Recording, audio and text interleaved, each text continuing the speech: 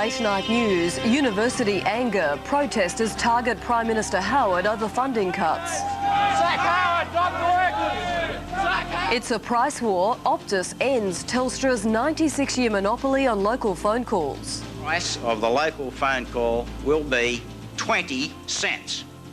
And police uncover a huge cache of weapons, including gun-making equipment in a suburban Sydney home. The Late Night News with Sandra Sully.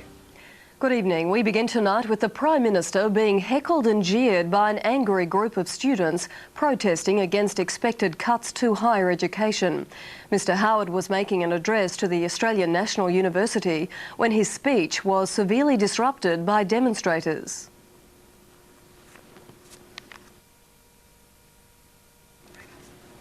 Optus has entered the local telephone market, breaking Telstra's monopoly, and for the first time in Australian history, the cost of a local phone call has dropped.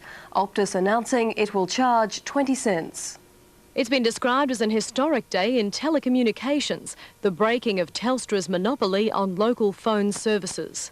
The price of the local phone call on the Optus local network in Australia will be 20 cents. That undercuts Telstra by 5 cents. Optus also announced a holiday rate of 15 cents a local call. Prime Minister John Howard praised the introduction of competition. And it's a reminder in a very grassroots, everyday level that if you do have competition, the people who benefit most are the consumers of the product.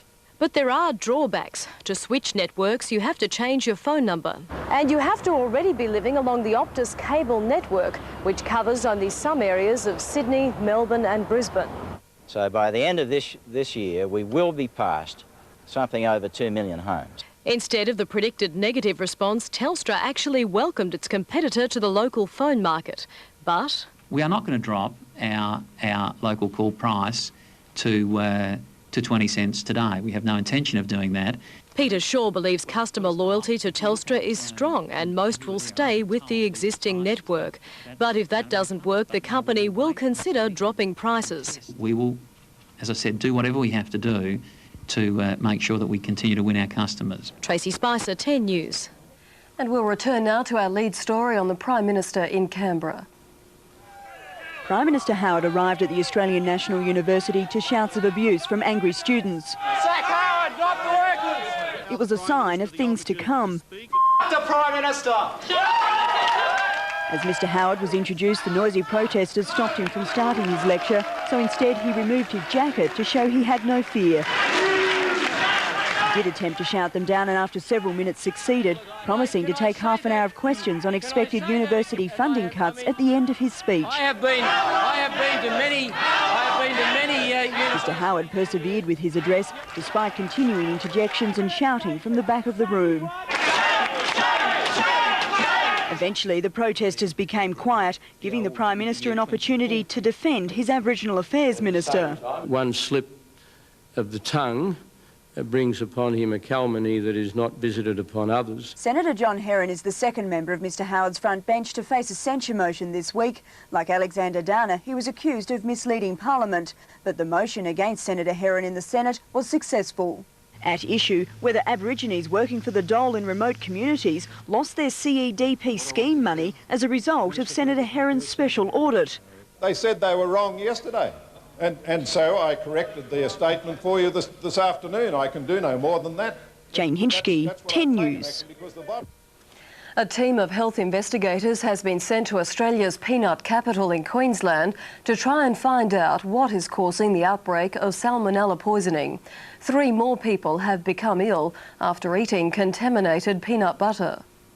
Scientists are testing all the processes involved in peanut production in the Kingaroy region, the country's major peanut growing area. Health officers are also inspecting the facilities at the Peanut Council of Australia, the suppliers of the contaminated nuts to Kraft and General Foods. But just where the contamination occurred will take days to be determined. It's really pure speculation at this stage as to where it's at. It's a long chain of production. The Chief Health Officer of Queensland tells me that the peanut industry in Kingaroy has always had a good reputation for its cleanliness and its quality control. Production of all peanut butter from Kraft and General Foods has ground to a halt. The companies have again defended their decision not to issue a total recall on Monday. Company Chief Executive Officer Tom Park says the recall exceeded Health Department requirements. This is an isolated batch of nuts. All of our linkages point to one isolated batch of nuts, and we have traced into what products that has gone. Another 3 victims of Salmonella poisoning have been identified in Victoria. Around Australia, 54 cases have been reported so far. The product recalled again is all Kraft and Eater peanut butter with use-by dates before March 18, 1997. Loreen Deal, 10 News. A former Army Reserve soldier has been charged after police seized a massive cache of weapons, including military-style guns, hand grenades and ammunition from his home on the New South Wales Central Coast. The sting may have cracked a major arms supply ring. Police acting on a tip-off stormed the home at dawn, taking a 40-year-old man into custody. And the SWAT team came down and went into the house, and they had all shields and guns and everything. Police seizing more than 20 weapons, many of them automatic and semi-automatic guns, the type now banned under tough new gun controls. Others were found in pieces, hidden in the walls of the home. They're not the sorts of weapons that the general public would have access to. Also uncovered several boxes of ammunition, an army grenade, explosives and a do-it-yourself guide to making bombs, all stored within metres of a primary school. We were quite surprised at the extent of the material we obtained. At this stage, police are refusing to make a connection between this raid and a similar weapons find earlier this week on the New South Wales Southern Highlands. However, more arrests are expected. The former Army Reserve soldier has been charged with the possession of prohibited weapons. He'll appear in court tomorrow.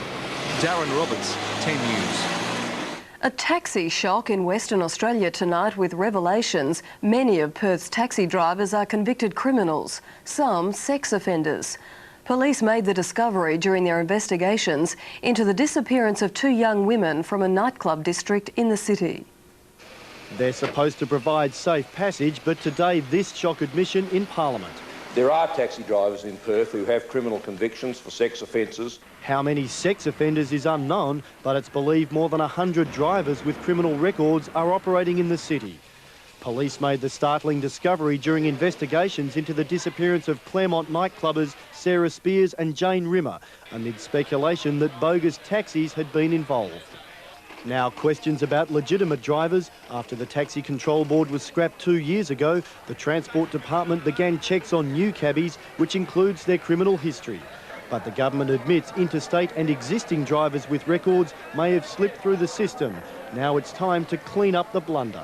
If there is anybody with an unacceptable record, then they'll have their licence taken off them. The taxi industry agrees convicted criminals should not be on the roads. Well, not as serious offences. The industry wouldn't go along with that at all, no. But this plea from more than 3,000 honest drivers. A large percentage of industry members or drivers out there are genuine drivers. Simon Dowding, 10 News. Meantime, federal police in Perth have smashed an international drug ring with suspected links to the city's nightclub and rave party scene. Police seized more than 1 kilo of amphetamines with a potential street value of $400,000, as well as 1,800 tabs of LSD and $55,000 in cash after an alleged drug courier flew into Perth from London yesterday afternoon. A 23-year-old British woman was arrested, and after raiding several homes, police arrested 3 more English visitors. Police believe a Manchester-based syndicate has been smuggling drugs destined for Perth's nightclub scene for more than a year. In the news ahead, a man who once posed as Humphrey B. Bear in court on child sex charges. A report concludes Indonesian troops killed 5 Australian newsmen in 1975. And bad losers, English soccer hooligans, go on a rampage. An official thumbs down today to any suggestion of reopening the Jeff Kennett speeding case. Deputy Premier Pat McNamara today dismissed any calls for a review of the Victorian Premier's traffic infringement. Mr Kennett was clocked earlier this year, travelling on a Western Victorian highway at 143 kilometres an hour. Deputy Commissioner Brian Church has now admitted the Premier's speeding ticket was bungled and his licence should have been suspended. The Premier, who is in Greece, is making no comment. One of the first people to wear the famous Humphrey B. Bear outfit has appeared in court on child sex charges. 67-year-old James Badger, who played the role of Humphrey in the early days, denies the allegations. James Badger appeared in Manly Court, charged with acts of indecency against a 3-year-old girl and a 4-year-old boy. Police allege the one-time Humphrey and veteran producer committed the crimes last month. Make sure you get a good close-up. Renowned as one of the first Humphreys, last year Badger was awarded the Order of Australia Medal for 36 years of service to Australian children's television. This morning, the court was told the indecent assault charges would be vehemently denied. Man's innocent. Badger's defence asked the court to suppress his client's name on the grounds that these allegations would destroy Badger's reputation. Magistrate Jeff Cleary refused. Badger's lawyer told the court there's no medical evidence to support the charges, as results from the children's medical tests haven't yet been returned from the Child Protection Unit. Badger will appear again in court when he returns from an overseas holiday in September. Lisa Clifford, 10 News. The United States has vowed to continue its military support for Saudi Arabia despite the deadly terrorist attack which killed at least 19 of its soldiers. The US has also issued a new security warning to its residents in the Middle East following the deadly bomb blast. The scale of the disaster can be measured in human terms. The 19 dead American servicemen have been flown home, many of the several hundred wounded still being treated at hospitals around the airbase in Dhahran. Americans as well as more than 300 Saudis and other nationals. Some of the injured US personnel are being transferred to US Army medical facilities in Germany. For Air Force Captain Tom Edmond, the memory of the blast is still fresh. I was just so surprised and shocked, you know, the amount of force that I was just subjected to. I really didn't know what to think other than, you know, trying to get out of the building. Back at the site of the devastated building, crews have been working around the clock to clear the debris. FBI agents sent to search for clues so far are keeping a lid on any information they may have gleaned from their investigation. The big question remains, how could the truck bomb have gotten so close? What went wrong? I'm not sure anything went wrong. U.S. military officers say the small concrete perimeter wall deflected the blast, which otherwise would have leveled the building and caused many more casualties. They say this bomb was at least 10 times more powerful than one that killed 5 Americans in the Saudi capital last November. Security measures had been based on that incident. Now they are being reassessed. A federal inquiry has found that 6 Australian journalists were killed by Indonesian troops in East Timor 20 years ago. It's a position at odds with that of the Indonesian government. The Indonesians have, however, promised to read the report, although they believe the matter is closed. 20 years ago, these 5 newsmen were killed reporting the Indonesian invasion of East Timor. Today, official recognition of what their families and friends had always suspected. A federal inquiry has found the journalists were shot by advancing Indonesian soldiers. The report will obviously awaken painful memories for family members, but I hope it will also settle some of the uncertainties. Reporters Greg Shackleton and Malcolm Rennie were killed, along with news crews Gary Cunningham, Tony Stewart and Brian Peters. Indonesia has always denied its soldiers were responsible.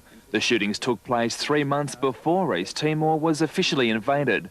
Greg Shackleton's widow Shirley welcomes the findings.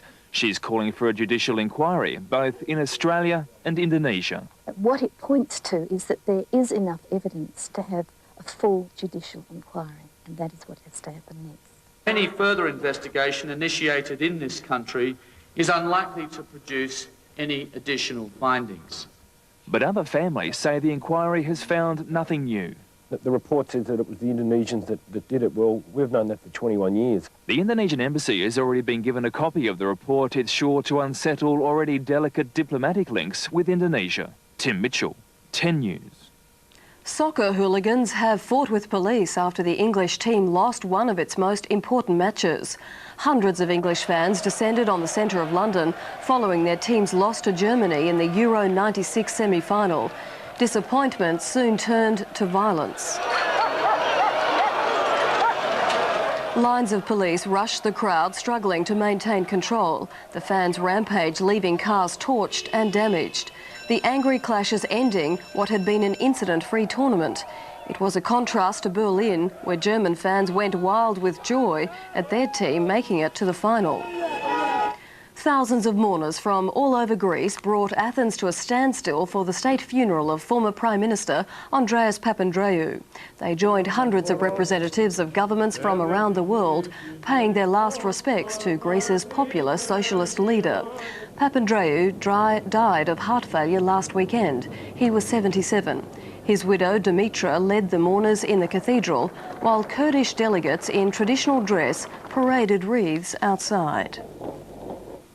A farewell to the great Australian cricketer today, Ray Lindwall, who died at the weekend aged 74. Cricketing stars, past and present, were among hundreds of mourners who gathered to pay tribute.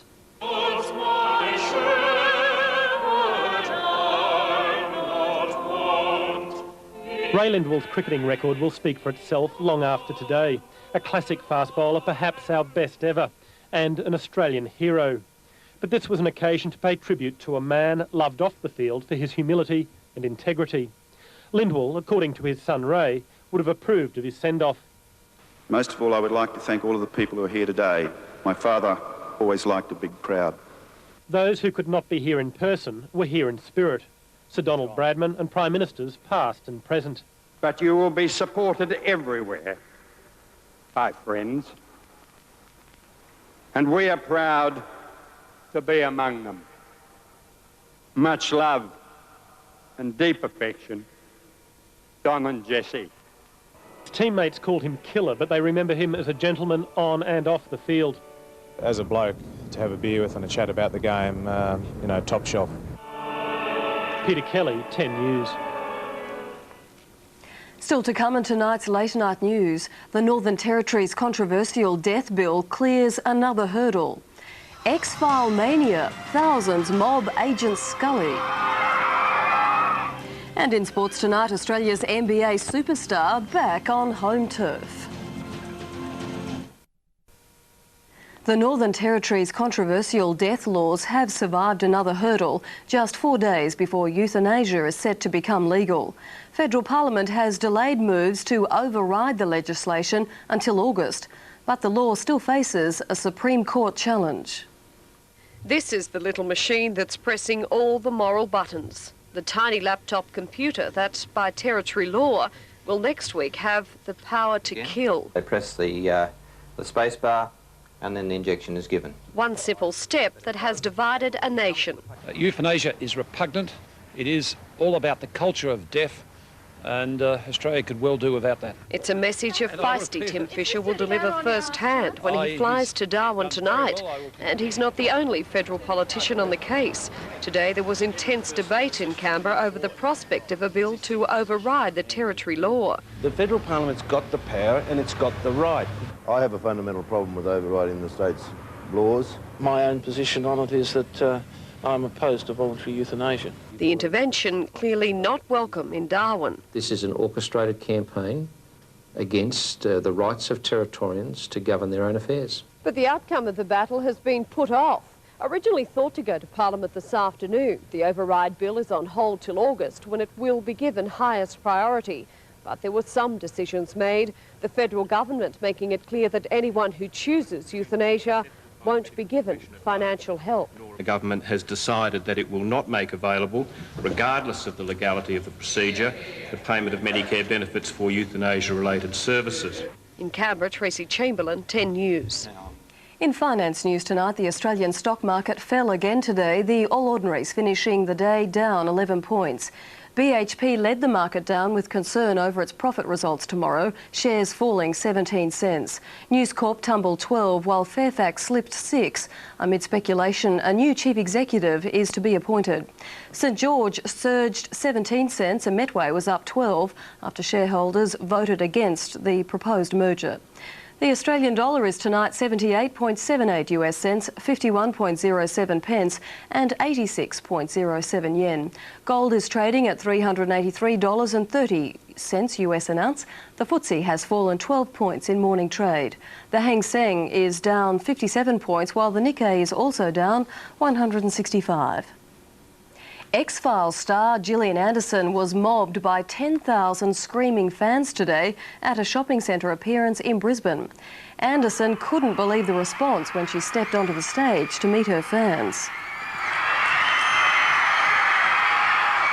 This was her first major appearance on an Eastern States promotional tour. Organisers had to call in extra security staff and police backup as the crowd numbers swelled.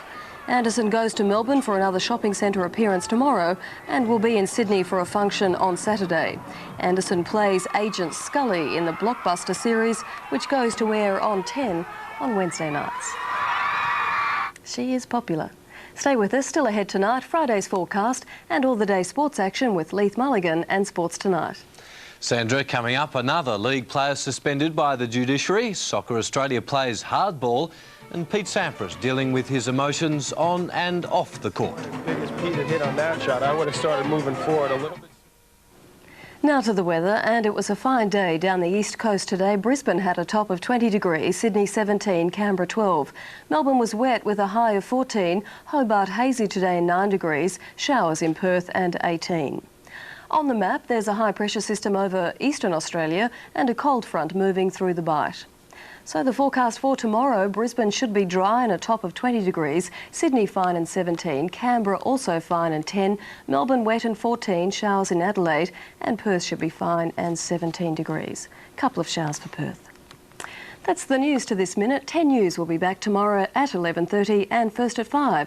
But stay with us now for Sports Tonight. I'm Sandra Sully. See you tomorrow. Good night.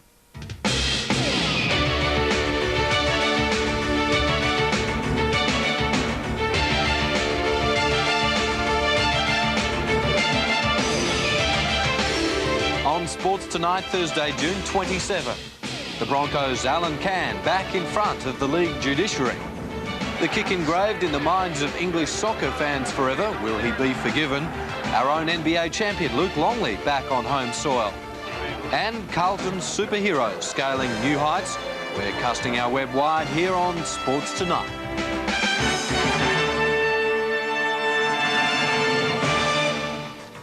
Good evening and welcome. I'm Leith Mulligan. Also tonight, Soccer Australia plays hardball and we preview basketball's all-star side. But first, Brisbane's Alan Cann has tonight received a 3-week suspension after being found guilty of a weekend headbutt on Illawarra's Brad Mackay. It was Cann's second trip to the judiciary this season, his legal counsel immediately entering a plea of guilty. The second rower said he was feeling pressure from his coach to lift his game when the incident occurred, but said there was no excuse for his actions. Cann will miss matches against Parramatta, Sydney City and Newcastle. For two Sydney Rugby League players, the upcoming test match against Fiji could produce one of the most important moments of their lives. Unbothered by critics' calls to scrap the series, the pair are more than happy to defy their country's governments for a chance to play ball.